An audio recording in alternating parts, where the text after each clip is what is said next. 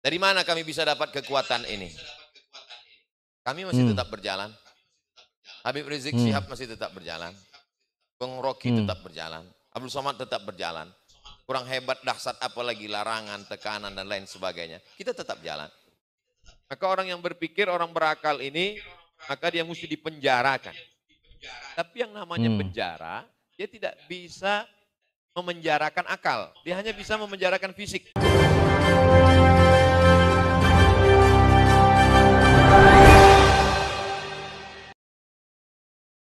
Assalamualaikum warahmatullahi wabarakatuh. Kembali lagi di suara Anda. Baik, hari ini kita akan mereaksikan video dari beberapa tokoh, yaitu seperti Dim Syamsuddin yang merupakan mantan ketua Muhammadiyah dan juga Ustadz Abdul Somad, di mana kedua tokoh tersebut mengatakan masalah polemik Rocky Gerung ini, ayo utamakan argumentasi. Jadi ayo adu argumentasi, ayo adukan akal. Karena di mana kemarin Rocky Gerung mengkritik terhadap kebijakan Jokowi dan ini sudah dipermasalahkan, yaitu ada kata-kata BT sehingga membuat sejumlah relawan Rocky Gerung berang dan akhirnya melaporkan Rocky Gerung ke Baris Krim Polri, dan sudah ada sekitar 13 laporan terhadap Rocky Gerung maupun di daerah maupun di pusat, sehingga ini diambil alih oleh Baris Krim Polri untuk diproses hukum.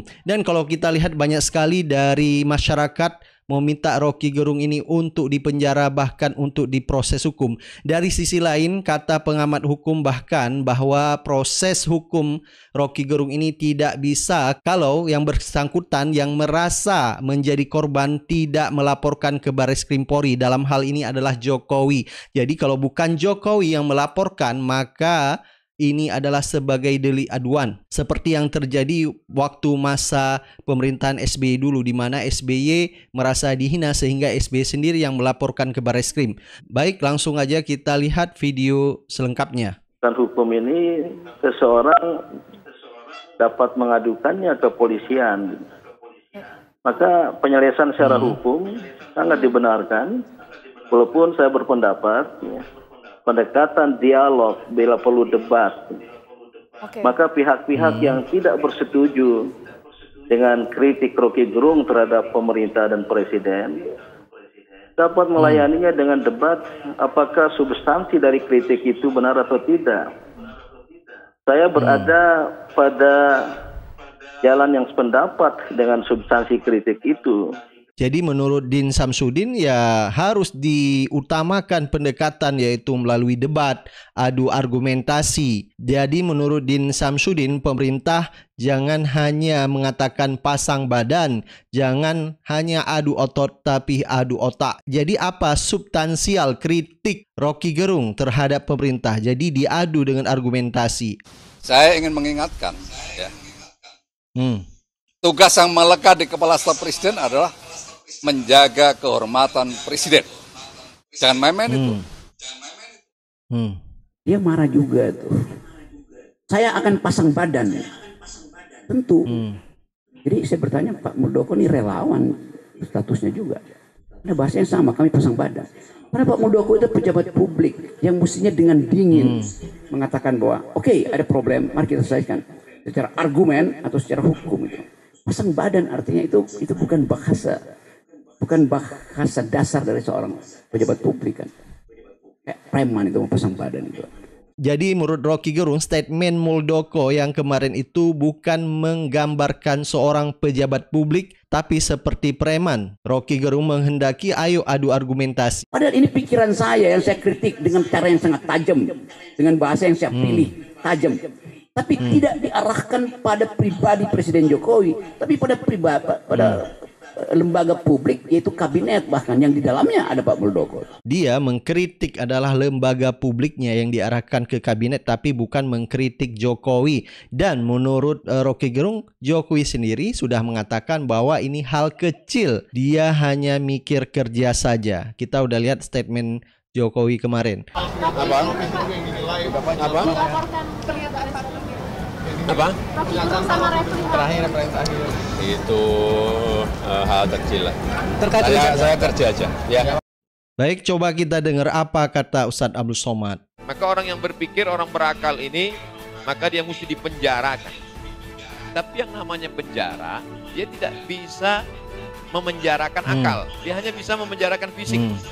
Makanya Buya Hamka dipenjarakan, tapi akalnya tidak terpenjara. Akhirnya lahir Tafsir Al-Azhar.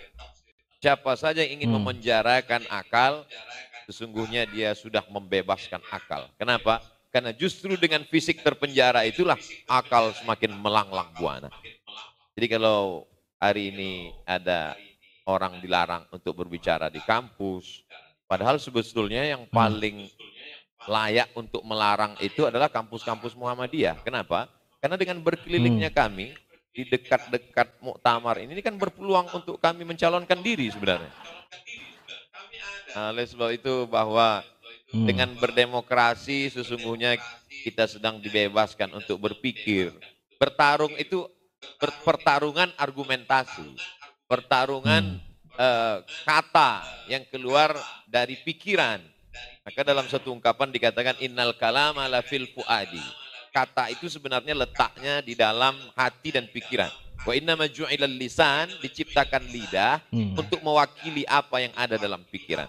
Jadi kalau lidah tidak boleh berkata, tulisan juga tidak boleh, orang tidak berbicara, kita sudah mundur beratus tahun. 500 tahun Renaissance, masa pembebasan akal pikiran, orang sudah maju, kita masih memenjarakan itu. Dan kalau kita perhatikan, kemana arah demokrasi kita? Jadi kalau kita lihat hari ini dengan 20% PT, itu sebenarnya kita semi monarki lagi. Siapa yang bisa terjun ke sana? Tentu saja orang yang punya modal besar, yang punya partai besar, yang lolos 20%, yang punya serangan pajar isi amplop kain sarung dan sesuai dengan kebutuhan. Nah, jadi lagi-lagi sebenarnya bajunya demokrasi tapi isinya adalah monarki. Orangnya itu-itu juga. Jadi kalau kita katakan identitas Islam adalah akal. Ketika Allah Subhanahu wa taala bertanya dalam Al-Qur'an dalam banyak pertanyaan, "Afala ta'qilun?" Kenapa kamu tidak gunakan akal? "Afala tatafakkarun?" Kenapa kamu tidak berpikir? "Afala tatadzakkarun?" Kenapa kamu tidak ingat? Ingat salah satu kerja akal. Dan kita ingin disuruh melupakan sesuatu. Kita dikeluarkan dari akal kita. Dalam Al-Quran ada satu ayat bercerita tentang neraka khusus.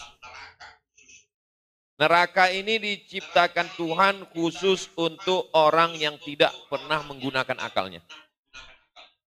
Lau kunna na'qilu, andai kami pernah menggunakan akal kami, lau kunna nasma'u, andai kami mau mendengar, au na'qilu, dan kami mau berpikir, makunna min ashabis sa'ir, kami pasti tidak akan masuk neraka sa'ir. Jadi kalau selama ini orang mengatakan dosa itu kalau mabuk, dosa itu kalau berzina, dosa itu kalau korupsi, tapi ada neraka khusus, dosa khusus, yaitu dosa orang yang tidak mau menggunakan akal, tidak berpikir. Tapi hari ini berpikir itu sesuatu yang eksklusif, sesuatu level tinggi. Jadi siapa yang berpikir hari ini bisa jadi dia akan ditangkap, siapa yang berpikir dia akan dicekal, siapa yang berpikir dia tidak boleh masuk kampus, siapa yang berpikir dia tidak dikasih masuk Singapura, siapa yang berpikir dan seterusnya. Tapi alhamdulillah masih ada kampus-kampus yang membuka pintu untuk orang berakal dan mau berpikir dan mau membicarakan apa yang dia pikirkan. Demokrasi menjamin orang untuk berbicara, berdiskusi, berargumentasi. Ada orang-orang yang mengawal ini, disebut dengan wasit. Wasit tidak boleh berpihak kepada Manchester United, Liverpool, ataupun kesebelasan manapun. Dia hanya mengawal ini. Polisi, tentara, hakim, jaksa, maka mereka ini digaji oleh negara, mereka tidak ada keberpihakan mengawal. Kalau sudah wasitnya outside, wasitnya bermain, maka lapangan sepak bola akan terjadi kacau balau yang luar biasa. Tapi dibalik semua yang logis, dibalik semua yang sifatnya fisik, ada metafisik. Ada kekuatan, ada Tuhan, ada yang maha kuasa. Baik, kita udah mendengar ya apa yang disampaikan oleh Ustadz Abdul Somad, dan ini sangat luar biasa sekali apa yang disampaikan oleh Ustadz Abdul Somad. Jadi menurut Ustadz Abdul Somad sama tadi apa yang disampaikan oleh Din Samsudin, ayo adu argumentasi, utamakan akal. Jadi jangan sampai kita dibatasi dalam berpikir. Jadi kalau misalnya ada kritik, ayo jawab dengan kritikan juga gitu. Jadi menurut Ustadz Somad, ayo pertarungan argumentasi, ayo pertarungan kata-kata. Jadi itu yang akan membuat solusi. Baik, silakan Anda sampaikan pendapat dan komentar Anda. Kita akan ketemu di video-video selanjutnya. Assalamualaikum warahmatullahi wabarakatuh.